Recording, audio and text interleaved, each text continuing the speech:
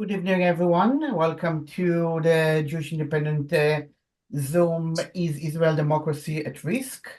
I would like to start by acknowledging that I'm hosting this meeting from the land of the Kamaregal people. I also acknowledge the traditional custodians of various lands that which of you join us today, and the Aboriginal and Torres Strait Islanders people who participate in this event. Welcome all. I also want to start by acknowledging that still 59 hostages are held in Gaza.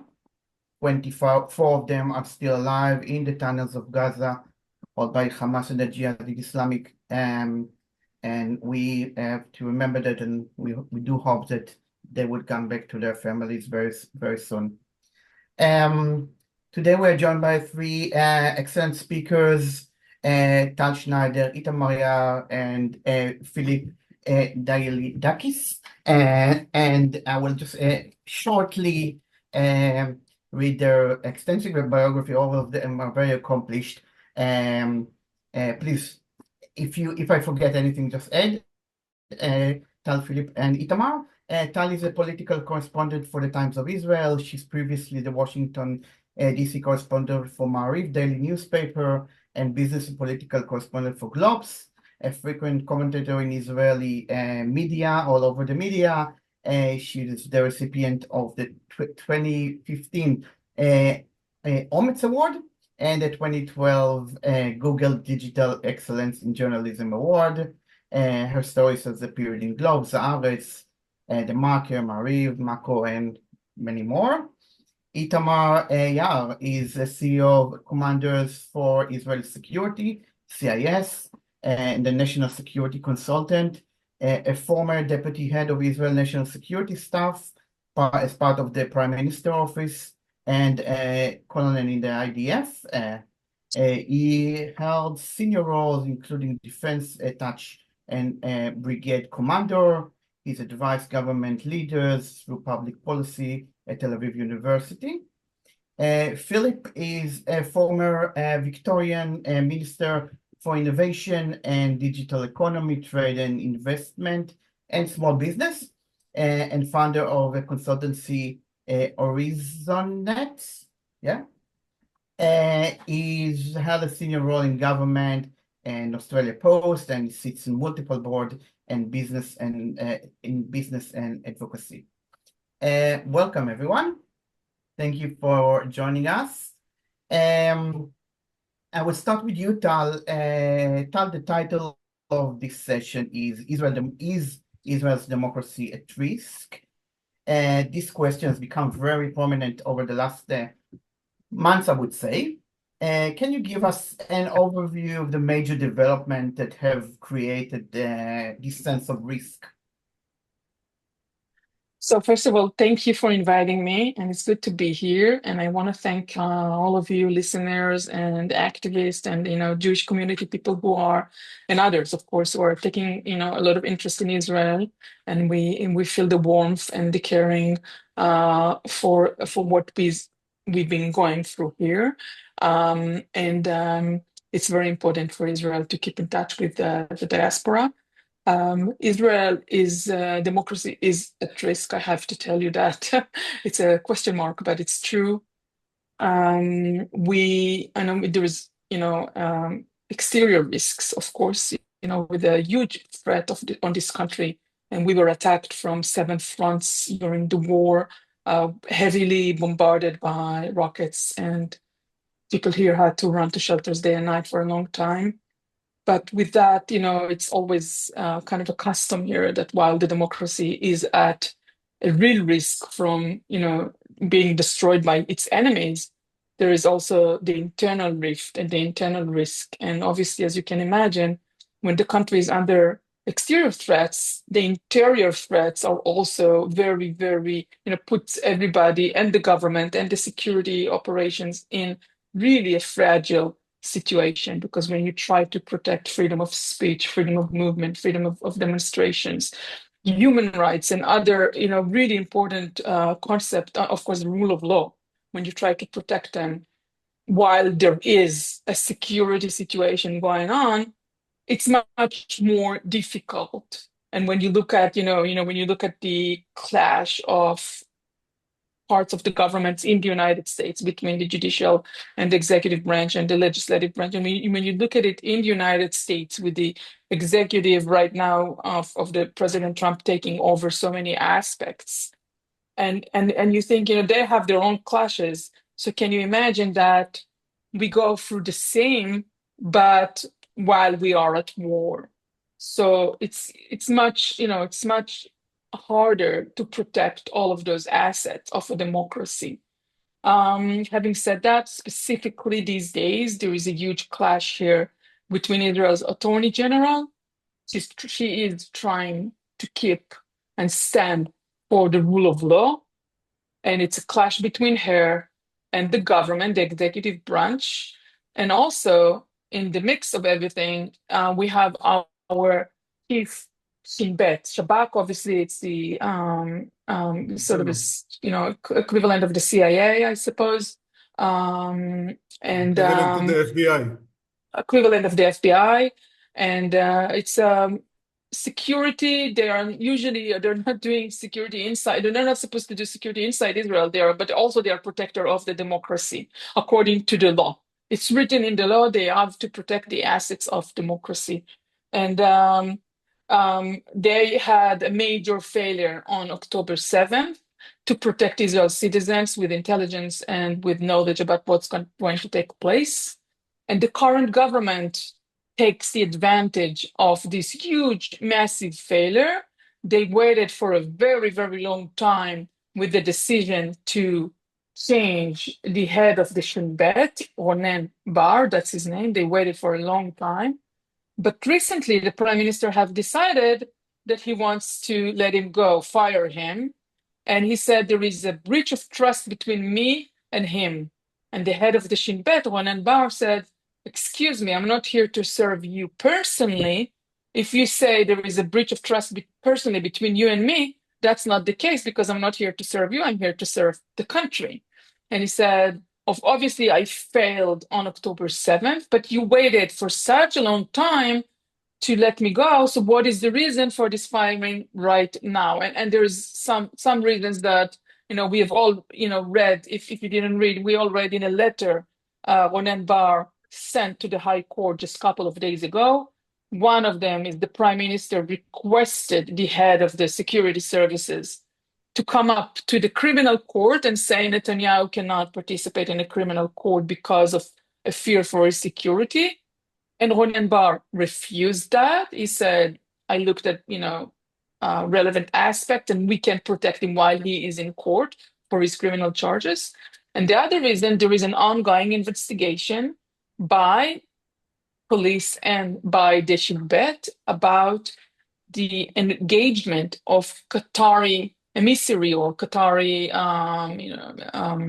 representative inside Israel's government in the top echelon of Netanyahu's immediate assistants. Some of them apparently were paid by the Qatari government to represent Qatar while they're still working for the prime minister. So there's a massive breach of trust, massive conflict of interest. I mean, this is Qatar.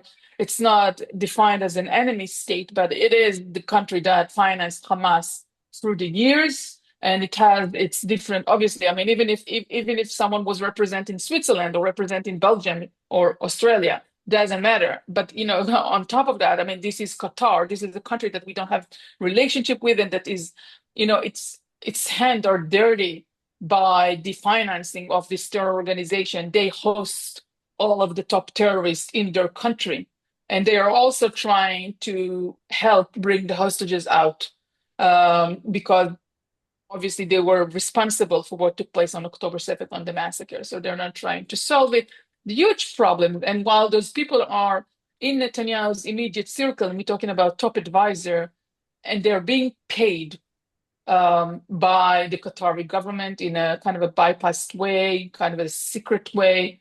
So many people, so Netanyahu fired the head of the Shin Bet, Ronen Bar, sent him home.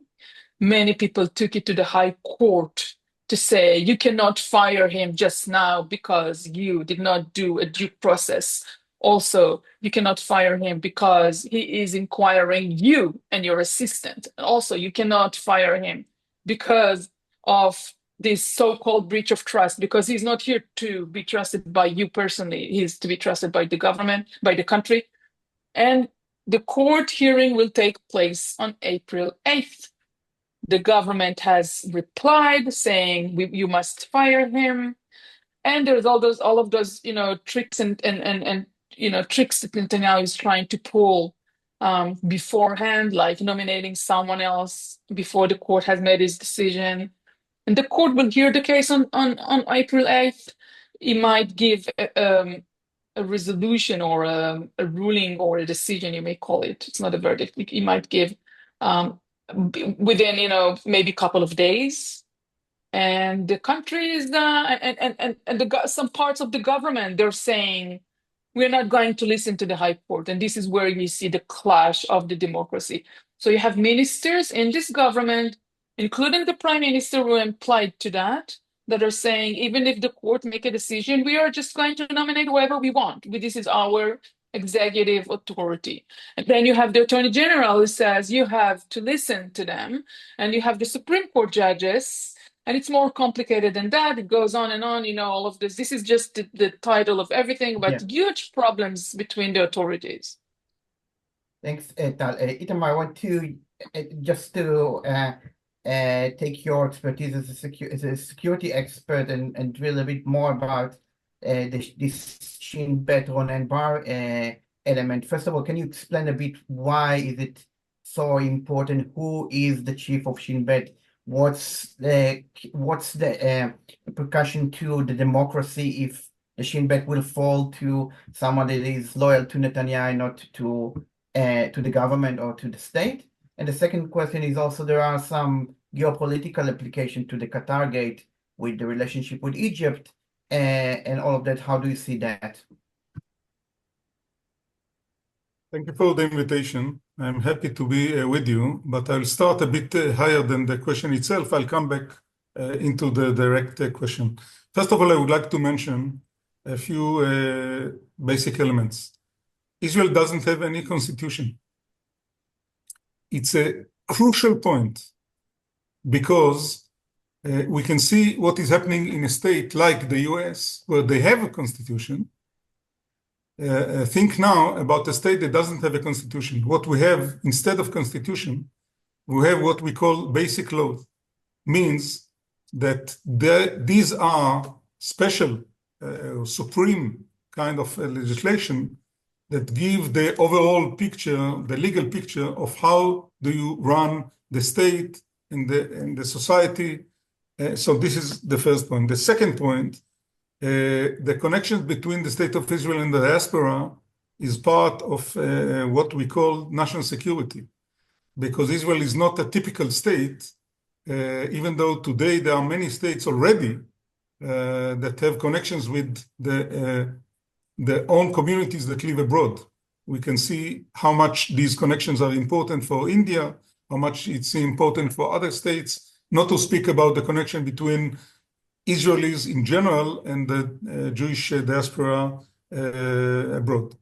The third point is that I may say, I'm an expert on national security. I studied in the Royal College of Defense Studies in London. This is the main senior place in the world where people from all over the world are coming to study national security. And based on that, and based on many, many years dealing with it, including be the number 2 in the Israeli National Security Council, an advisor on national security to some ministers along the years and director generals of the main ministries, I can tell you that the way how the state, mainly the government, of course, deal with internal disputes, it's part of national security as well. National security is a combination between 4 different elements. One of them is using force, what we call usually security. The second one is the economy and resources in general. The third one is foreign relations, because no country can stand alone. in many aspects, not only in security, but in economics, in everything, medicine, and so on. And the fourth one is the way, as I mentioned, how the state deal with internal disputes, all kind of disputes. And we just heard from Tal, clear enough, that we are in the middle of a very, very tough internal dispute. Now, I'll go a bit further. We need to mention, and it was mentioned already, but I'll put my finger as well again, we are in war. We are in war for the last year and a half. In fact, if somebody look at it from the outside, he will say, you were in war. What you are now in is not exactly war. It's a list of all kind of operations. The professional meaning of war is that a time where all the state's resources are investing in it. We are not in this stage already, for good and for bad, mainly for good. And one of the disputes between the prime minister himself and the government, and we speak about the government. I'm sorry to say that in our times in Israel, the government means Benjamin Netanyahu. Nothing is happening in the government if the prime minister himself doesn't want it to happen, for good and for bad. And it means that mainly he is the one that takes the decisions. I can tell you that from the outside, it might be seen as implementation of what Louis XIV have said, the state is me. And this is exactly regarding to what Tal mentioned earlier. Now, let's go a bit lower into the details. All the professionals, the head of the military, the head of the Shabak, the head of all the other organizations after October 7, 23, said, we failed to do our job, we will leave our job, including the head of the Shabak. The only ones that didn't do it and refused to do it again and again and again are the ministers. And as I said, the ministers means the prime minister. The prime minister until now, for the last year and a half, didn't say even once, I'm responsible. Forget about blame, but to say I am responsible. Now, it's a misunderstanding. What does it mean, responsibility? Because responsibility is not something that you need to take. It's not up to you. Responsibility is the very strange thing that you get once you got a job. And this job is as a dentist, as if you are a dentist, you have a responsibility to your patients. If you are a prime minister, you have responsibility to everything that is happening in the states. Now, then you have the whole question of powers. And the prime minister in Israel have powers that are much bigger than in many, many other countries because of many reasons. I mentioned already some of them. So he doesn't want even to say, I'm responsible. More than it, he refused again and again and again to something that 70% of the Israeli population, again and again and again, including supporters of himself, are saying, we need a national state investigation to check the policy that brought us to the 7th of October, need to check what had happened during the 7th of October itself, and what had happened from that point on until now. Let's go on. Now we can go into, and to understand better, the whole question about the Qatari issue and the whole dispute between the head of the Shin Bet and the prime minister. The head of the Shin Bet, as Tal mentioned already, is saying, according to the Israeli law, I am responsible for the state of Israel. I am not working for a person.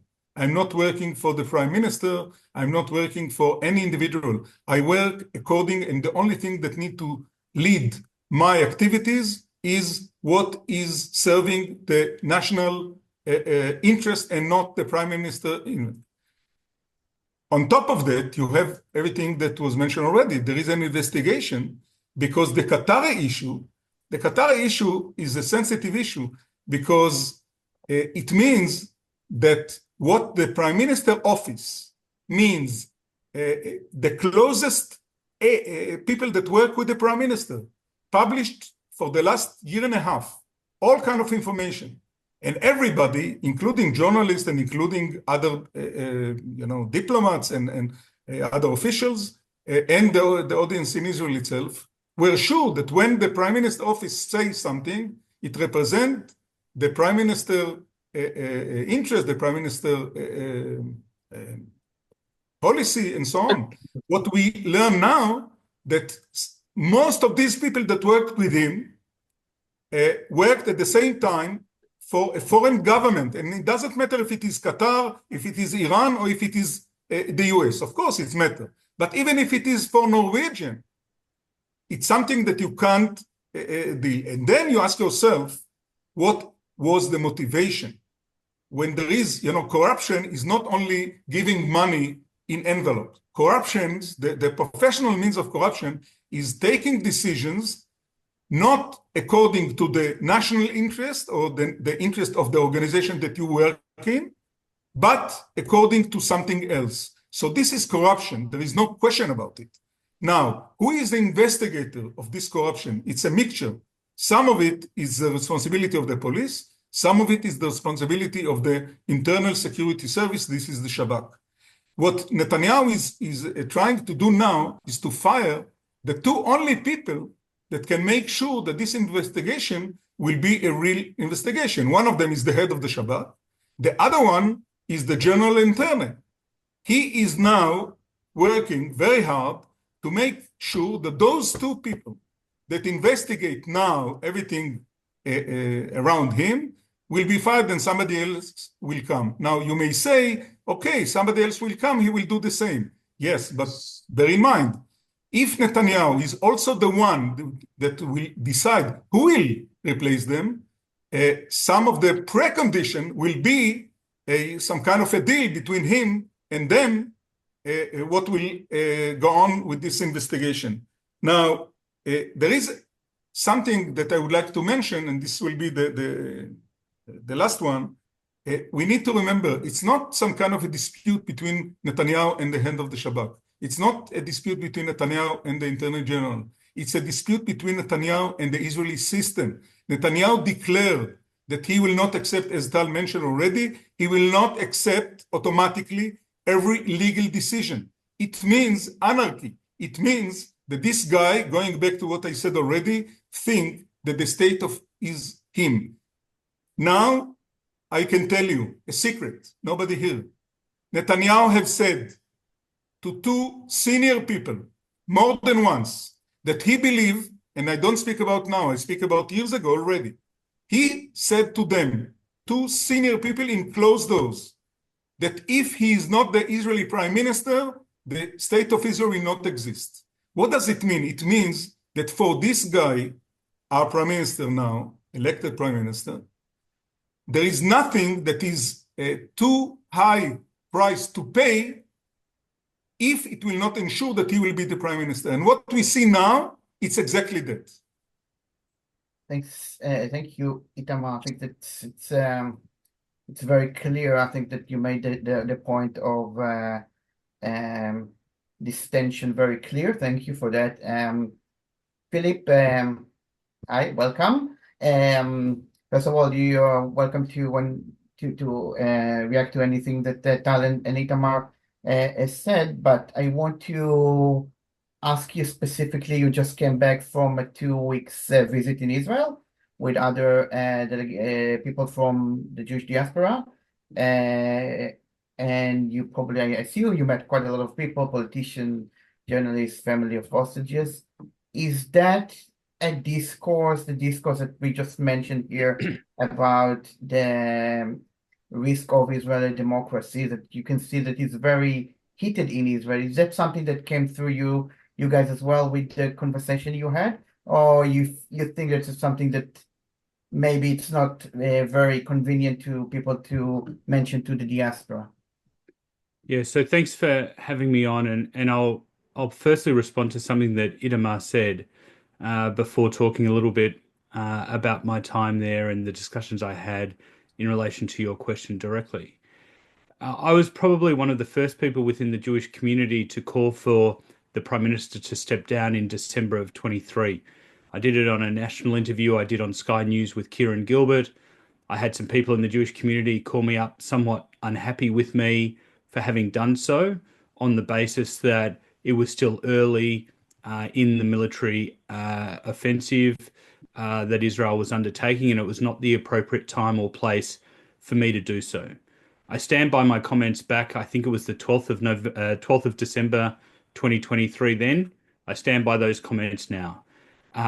You have no greater example of a former Prime Minister doing that than Golda Meir, who stepped down as a result of obviously the failure under her leadership in her government.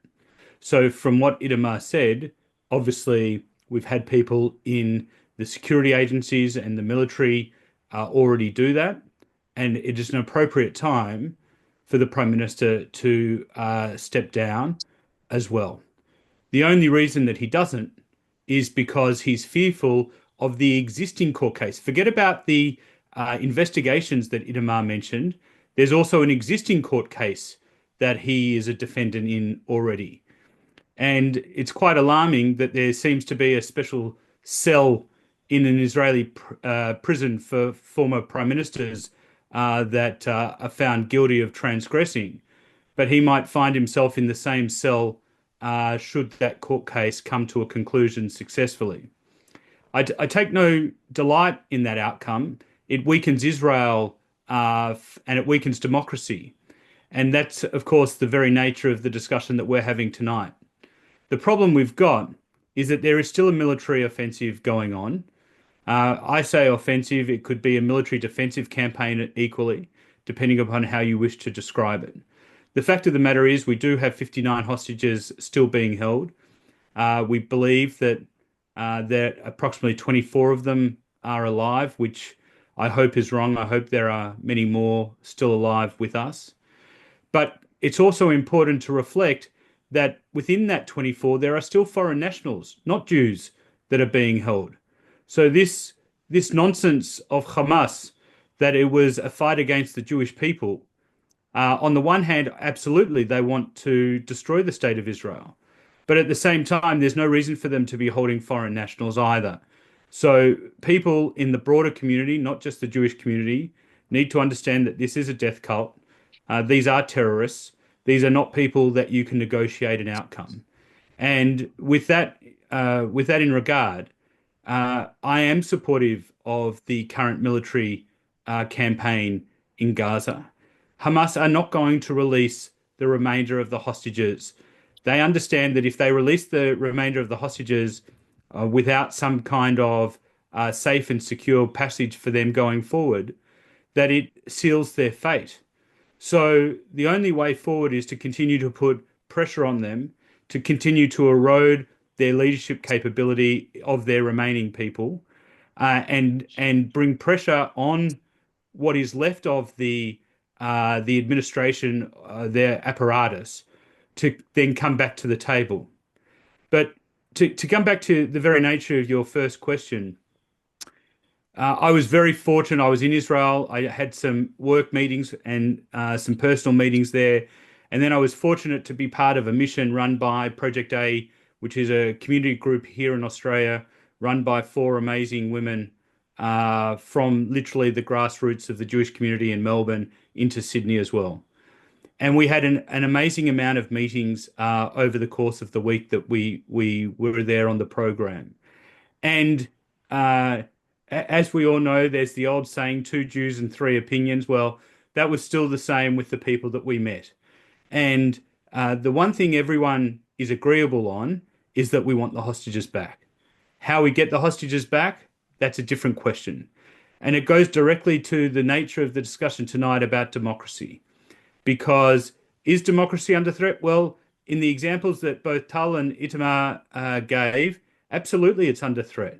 When you have people in the elected arm of government through the Knesset ignore the judicial arm of democracy, effectively the Attorney General has said that they will not accept anything that comes out of the Supreme Court, then democracy starts to break down. And you have the judicial arm, you obviously have the government arm, and then you have the military arm. And we have seen in totalitarian governments around the world that when one controls all three arms, that the people suffer. Now, we don't have that in Israel at the moment, but the threat is there that we must be very mindful of. And Israelis must be pushing back on their government. And I would hope, maybe this is too much to ask for, but I would hope that there are elected members of the Knesset in the government coalition that value democracy greater than they value their role in the coalition. Because if they don't do that, then we have a much greater threat and a much longer discussion to be had. No, Thanks, Philip. we don't. Tal, before I just want to say, I will give you a chance to talk about the politics and address that, but I want you just a follow-up question to you and Itamar from Philip's comments about the military pressure, which is a valid point. You know, it is a negotiation, and sometimes a military pressure is needed. But if I tie it to what the discussion today is about, the democracy at risk and the trust that the citizens of Israel have towards their government and prime minister, is that a problem? Are we seeing a drop in reservists going to the army, or young soldiers going to military combat because of this trust issue and the risk of democracy? The answer in one word is yes. In more than one word, I'll try to say something about that. Look, there is no question in Israel that Israel need to be strong.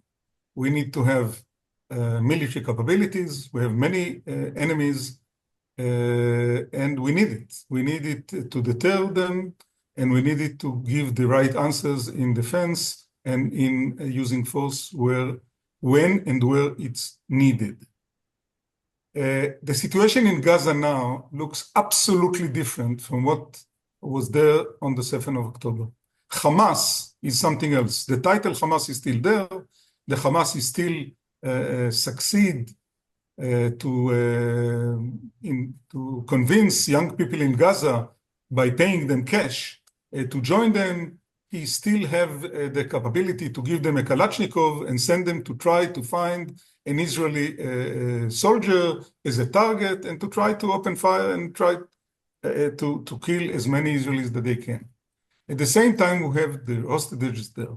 Now, we need to ask ourselves, is using power is the only way to deal with the regional question and with the bigger picture of Gaza and with Hamas? My answer is absolutely not. You need to use power, you need to use force, but at the same time, you need to do some other things. First of all, even before using force, I don't speak about immediate response after 7th of October. It was clear that the only thing that need to be done immediately was to fight the Hamas and to try to, first of all, to stop them, and second, to kill as many Hamas fighters as you can. Even when we understand that doing it, some civilians among the Palestinians will suffer and will be killed. It's part of the bigger picture. It's according to the international law. You need to do it in a way that most of those that will be suffer will be the activists themselves and not civilians. Having said that, what was happened after the 7th of October? President Biden came short time, days after the 7th of October, and took part in a cabinet meeting in Jerusalem, something very unique, and said then to Netanyahu and to the others that are there, look, you need to do what you need to do by using force. We will support you. And he gave Israel military support by ammunition, by all kind of other means, more than any former American president ever. But he said something more. You need to decide now who you would like to replace the Hamas government or the Hamas control in Gaza. Now, once you need to remember, it can't be Hamas, it can't be Israel, it needs to be some kind of a force. It will not be a force based on people from Sweden, Australia, or Denmark. It will be a force that is built on Arab partners from the region. And there are 7 countries that declare already that they are willing to do it. But they said along the last year and a half, we need for that something more. What is the something more? They said we need that the Israeli government in Netanyahu will say words that we understand that in the end of the day, the Palestinian Authority will be the body, or even not to mention Palestinian Authority. A Palestinian identity will control Gaza. Now, it's clear that the Palestinian Authority that we know now can't do it now. So these Arab countries have said, including Saudi, including the Emirates, including others, have said, we need that to be said. Then we are able to come in and to begin a process, but we need an invitation from the Palestinian Authority. And then we will do it, and only step by step, Palestinian people will take over. Now, the Israeli government in the last year and a half don't want to say it. Why Netanyahu don't want to say it? Because there are 2 ministers in the government that represent 2 small, relatively small parties that are saying to him, if you will say it, we will go out of your coalition. So what does it mean? It means that we are now going on and on and on in what Netanyahu called full war, and it serves him, because if he is the one that decides when it will be finished as a war, and only then a national investigation team will be established, and only then all the other elements. So it means that he has an interest that this war will go on and on and on. And this is what is happening now. So we need to remember, the Israeli government is using force, and everybody understands we need to use force. But it's not the only mean. You need to have a combination of those 2 elements.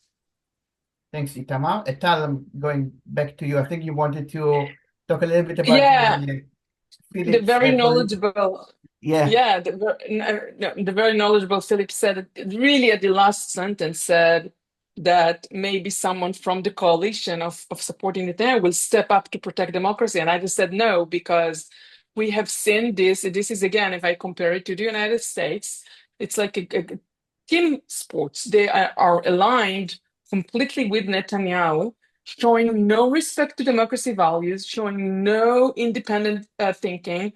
It's like a group attached to each other, unwilling, and they think they will lose power if they'll do anything different. And you can't really see anyone in there who is willing to say, excuse me, let's listen to the High Court, or excuse me, let's not fire the Attorney General immediately because the country is at risk, or so on. And they are, I mean, if any one of them is like stepping out of line, they get bashed by the conservative media, the media that supports the prime minister, like, traitor, and they calling for their ouster and so on. So they are afraid for their political life, and they are completely aligned. And I must tell you as well, this group represents, I mean, the coalition, they represents, big chunk of the Israeli society, who is now, they don't have majority in the polling, but they have a majority in the government, of course.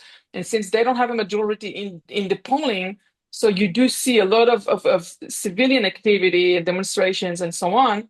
But, they still represent at least third of the people. And third of the people, they buy into everything Netanyahu says. They buy into conspiracy theories, as some of the conspiracy theory, in order to bash the Shin Bet, the security services, says there was an internal traitor from inside the security apparatus before October 7th. They say horrible things about the Shin Bet. And those people, in Israel, part of our society, part of our citizens, they really buy into it. So you have a really rift and divided society, and their representative in the government, they are unwilling to protect any democracy values. So when you are hoping for, how will this, unfold. So there is only demonstrations. There is the Supreme Court with their, clear logic. And I have to tell you, Supreme Court in Israel has 15 judges. At least 7 of them are conservative, nominated by conservative government. We have conservative government since ever. So all of them appointed by conservative governments, but some of them are liberals. But at least 7 of them are, completely identified as conservative. So that's at least half of the judges, and yet many of those judges, they rule against the government, which tells you a lot. They rule against the government on many, many instances. So we have, as people, trying to think, how will we save democracy? We still have to count on our Supreme Court.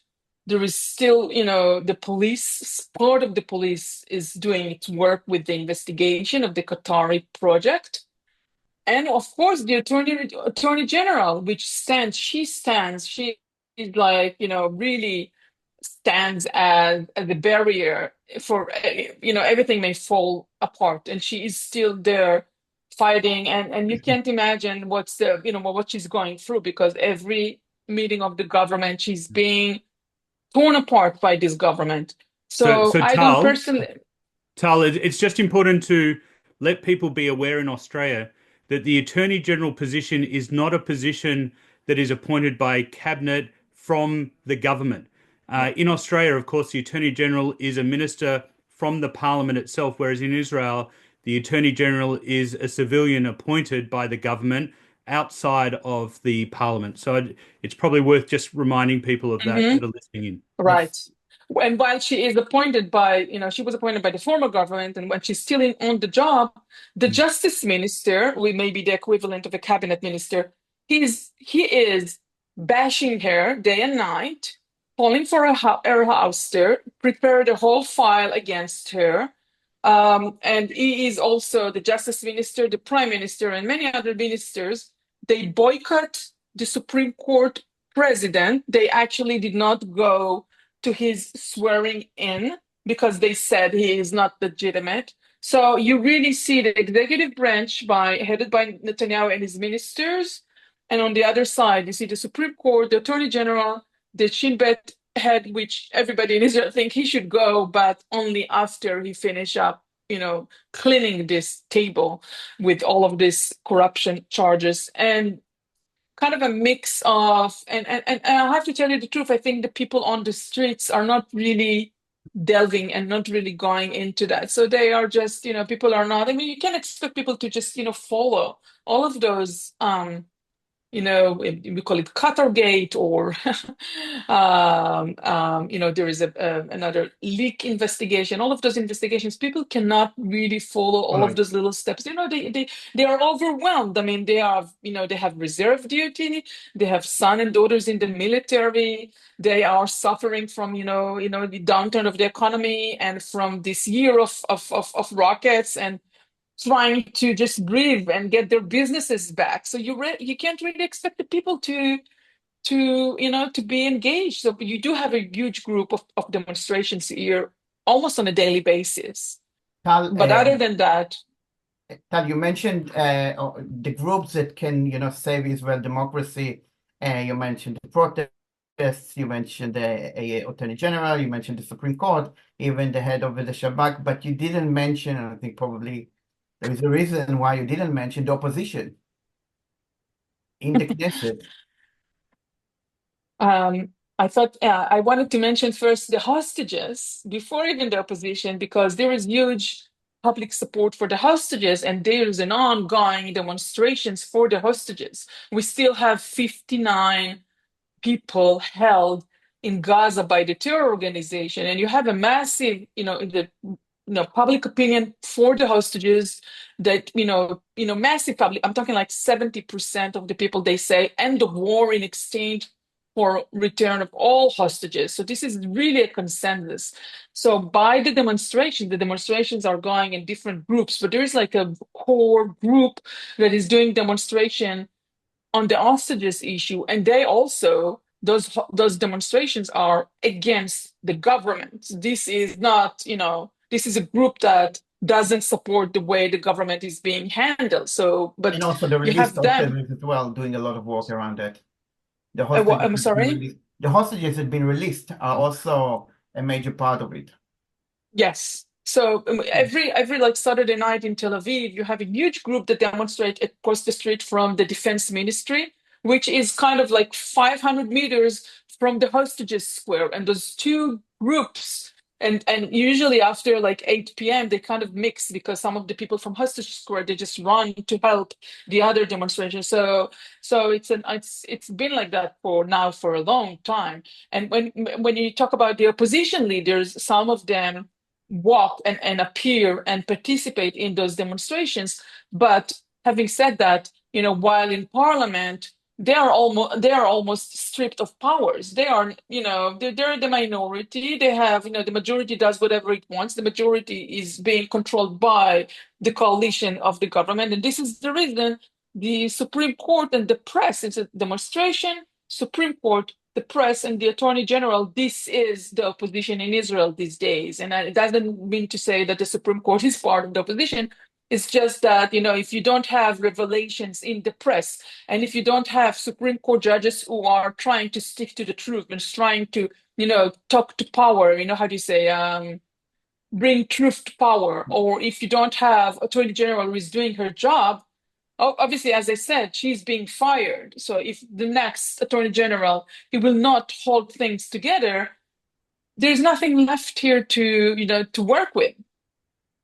If I may, Yes. I would like to add to it a few points. First of all, we spoke about the High Court. We need to bear in mind the government passed a law in the Knesset by the majority that in the next parliament, the government will control who will be the judges. They just passed a law that say that the government will be able to stop every nomination of every judge in Israel, not only in the High Court, every judge in Israel. In this way, they will control also the courts, including the High Court, and in this way, they will have full control on everything that is happening. The second point, we speak about, Tal just mentioned, the fact that the ministers and the Knesset members are doing nothing that is not exactly according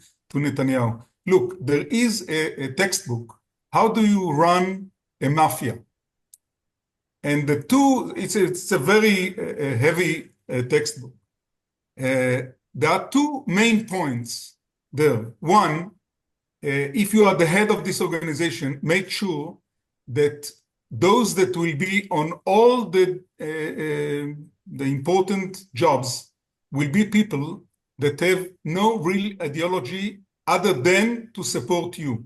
So it will allow you to say in the morning one thing, at noon another thing, and during the evening a third one.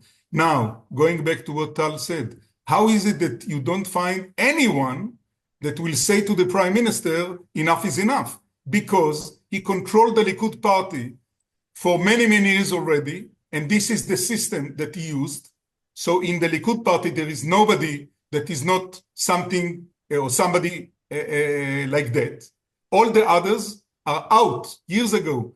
From the minute that he controlled the government, he has done exactly the same, dealing with Knesset members, ministers, and so on. This is the reason why the discussion now in Israel is not between the right-wing politics and the left-wing politics. It's between people that think that there are rules and there are limitations to what government can do, and mainly the prime minister, and the others. And the others do nothing because they were chosen in the beginning only by making sure that this is the kind of people that they have.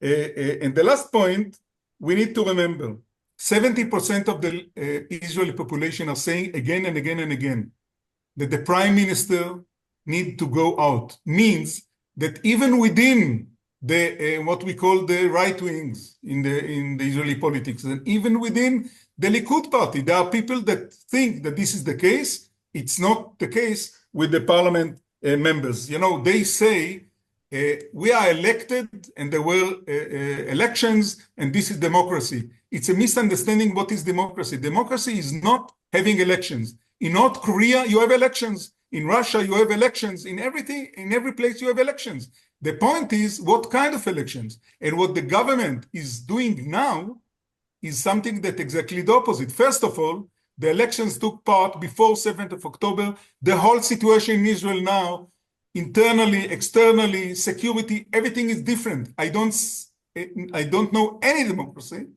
that a government could have survived along this kind of change. So the meaning of the last elections is very limited. And the other point is that if you really think that you are doing the right thing and the Israeli public support you, go for elections and check it again. And they refuse to do it, of course. Philip, it's all very serious things, and you know I think that there is an understanding that in the security elements and with the internal element, Israel is it some kind of a risk? What's the role of the diaspora in all of that? What can we do in order to secure Israeli democratic and Jewish future? It's a really interesting question, Shahar, because on the one hand, the diaspora can only watch on the sidelines. We're not in Israel. We're not able to vote unless we're citizens and we return. We're not in a position to directly influence. What we can do is we can actually go and visit Israel. We can go and visit Israel. We can go and talk to Israelis. We can spend time there, and that makes a difference. There were a number of, I think, very important outcomes from my trip. The first one is I think the nature of the relationship with diaspora Jewry has changed fundamentally for the better as a result of October 7. One of those rare silver linings in a very dark period of our history. Previously, on my trips to Israel, I found the relationship somewhat paternalistic, where the Israelis say, it's great to have you, you're Jewish, of course, but you're not living here, you're not an Israeli. The difference, of course, since October 7th is Israelis have seen that diaspora Jews have been under attack different ways, but under attack the way that they have been in Israel. They understand that we're in it together, that it's a shared fate, one and the same. And I think this has fundamentally changed the relationship. I think that that's a good thing. I hope that it continues, obviously, well into the future. And as a result, I think that that means that Israel is more interested in listening to the views of the diaspora Jewry and understanding, for example, that when the Israeli government does something, there is an action, obviously, in Gaza or Israel or the West Bank, and there is a reaction for us in the diaspora. For example, one of the key things that I spoke about with members of the Knesset while I was there was the Israeli decision to block electricity into Gaza. Now, everyone on this chat knows that really it was just electricity to the desalination plant. It was not electricity to Gaza in totality. We also know that even though they said that they would do it, it was initially a threat to turn off the desalination plant's electricity, but that they did not do that. And yet the headlines around the world was Israel turns off electricity to Gaza, right? Because Hezbollah has not been something that an Israeli government, left or right, has ever cared about or been concerned with. But for us in the diaspora, we have to deal with the fallout from the Israelis' lack of understanding of what they do in Israel and the consequences for us everywhere else. That's just one example. So I think Israelis are far more interested to learn and to listen to what we think outside of Israel, for what it's worth. But very directly, the only thing that we can do at the moment is to continue to go and to visit and to talk to Israelis and to support them in their fight for the survival of democracy in Israel. Itamar and Tal are rightly concerned by what they're seeing and experiencing. We should all be rightly concerned. Tal, maybe I have some rose-colored glasses on. I still think that if the Supreme Court makes some decisions and find whether it be Prime Minister Netanyahu or members of the government guilty of corruption or of malfeasance, that there will be people, there will be members of the coalition that will stand up and be counted and be on the right side of history. I need to believe that, because to consider or believe the alternative means to suggest that things are far more dire than where they are. Thank you, Phillips. We don't have much time, and I need to acknowledge that we didn't touch a lot of things that we wanted to touch, like the Haredi draft issue, and we got a question about the West Bank in the Q&A, and there's a lot of things that happening that is obviously related. I want to end by asking you all the same question and try to be brief because we don't have much time. We are 3 weeks from Yom Ha'atzmaut, the 77th anniversary of Israel. Give me your take on Israel in the next 5 to 10 years. Maybe give us a bit of optimism after this very intense. Squeeze the optimism out of yourself after this very intense chat. We'll start with you, Tal. Yeah, I just want to say that sometimes we think that things are going into a clash, but then the Supreme Court, being wise and old in our, I think they are the people that we are looking up to. I truly think they will come up with some sort of middle ground. So you won't go to the point where Philip is afraid of a point where the government is either obeying or not obeying. I think they will come up with, that's my hopes. I mean, it's going to be the day after tomorrow.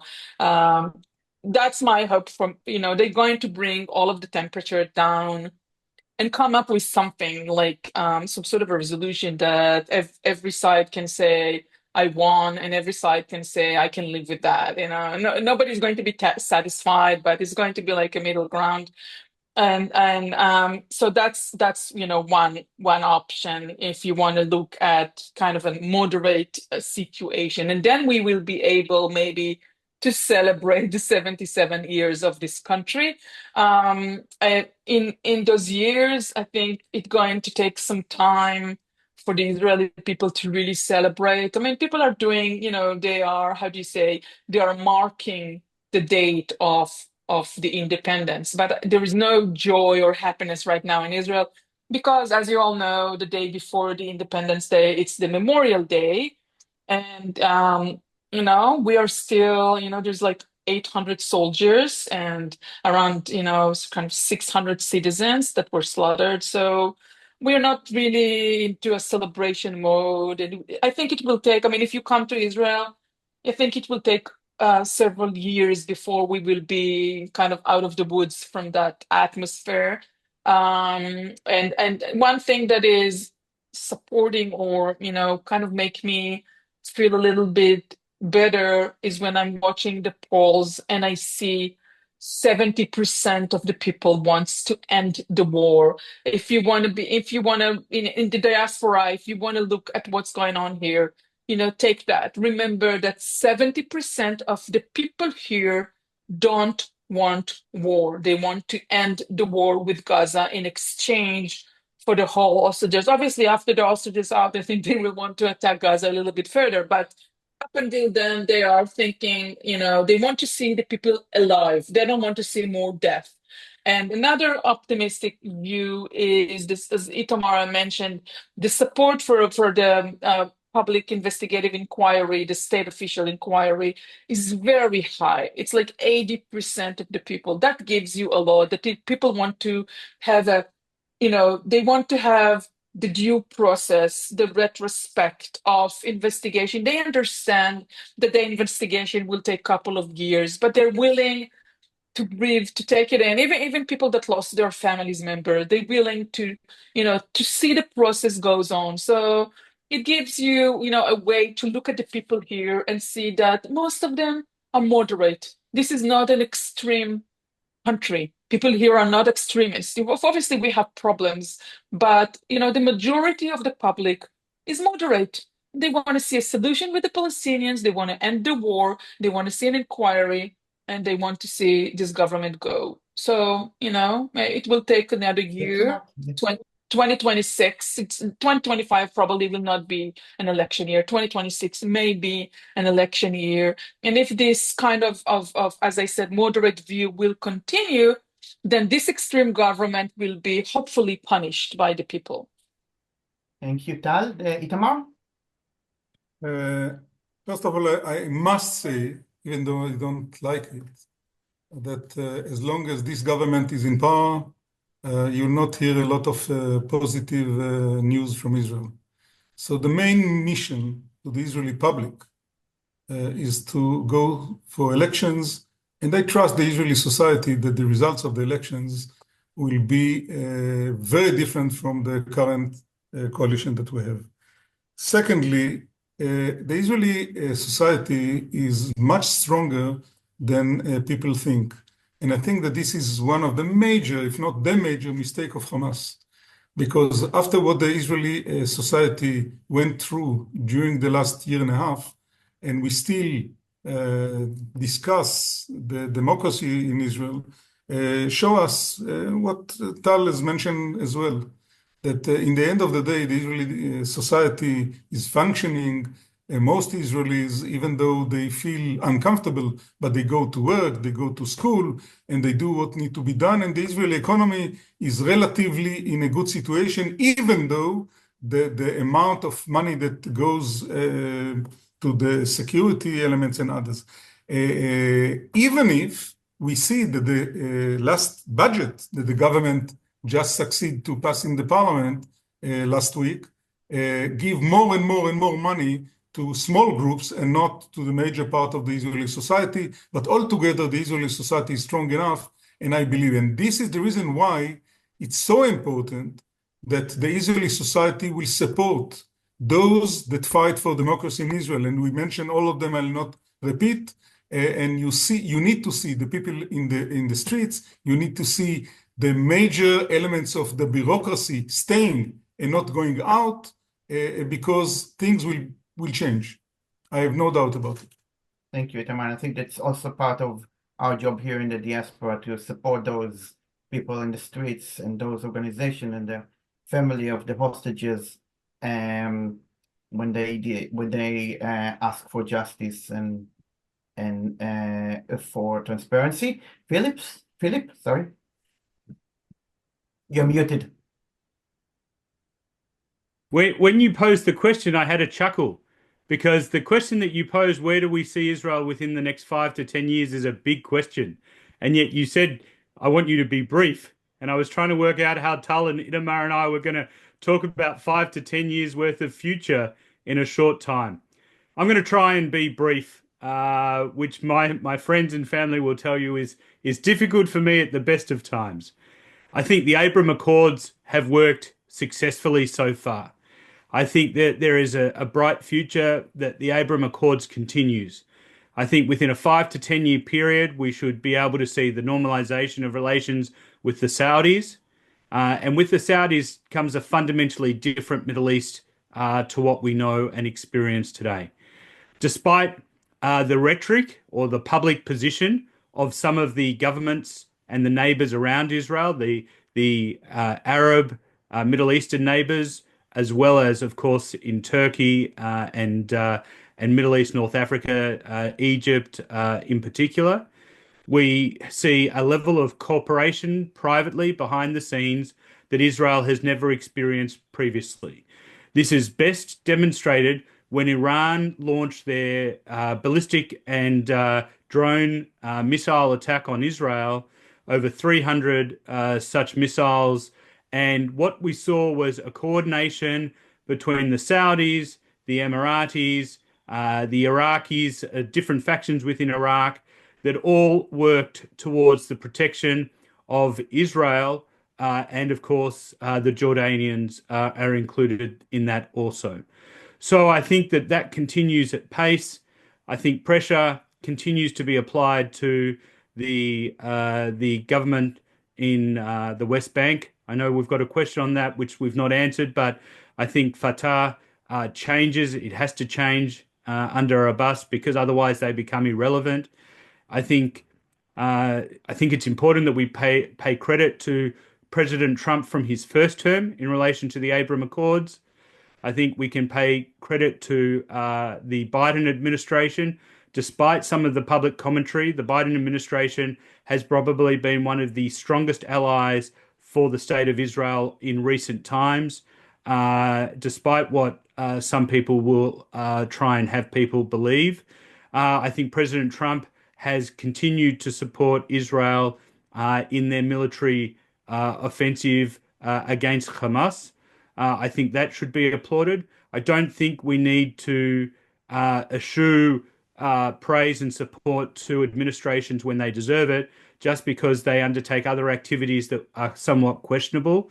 I think, again, if we look at the military leadership in the IDF, yes, they were found wanting in the intelligence services on October 7th, but since that period of time, they've launched massive counter-offensive against Hezbollah in Lebanon, Hamas in Gaza, even the Houthis in Yemen with their intelligence sharing.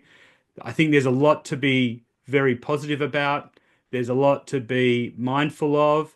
But I think in 5 to 10 years, we have a fundamentally different Middle East, predominantly because if we reflect back on the last 18 months, as difficult as that has been for Jews in Israel and around the world, the fact is we've been able to dismantle the Iranian hegemony in the region. They're now impotent, and that is a good thing for all of the countries, not just Israel, all of the countries across the Middle Eastern region. And I remain positive about that. And of course, Benjamin Netanyahu will not be in government forever. I remain positive about that too. I must say only one point, listening to Philip. I fully agree with your geostrategic explanation. Nothing of it will really happen without going further to try to find a solution, some kind of solution to the Israeli-Palestinian conflict. This is a key issue. Without it, the Arab states are not going to be really involved. There is an interest of all the partners, including all the Sunni countries, that this will happen. And I believe that it will happen. I fully agree with it. But it's an element that without it, nothing else will happen. Thank you very much. Thank you, Tal Schneider, Itamar, Yaar, Philip, Dalidakis. Thank you all of you for joining us. It was a really fascinating discussion. I think we managed to end up with some optimism. So we do hope that we can take this optimism and hopefully we'll see the hostages back by Yom Ha'atzmaut. And hopefully a new government as well, as soon as we can in Israel. I also want to remind you all that there is other couple of events that Jewish Independence is bringing you guys, including a book club facilitated by our editor-in-chief, Deborah Stone. So look at our event page and register if you're interested. Again, Tal, Philip, Itamar, thank you very much and have a great week. Thank you. You're welcome. Thank you. Bye. Let's do the best, each one of us.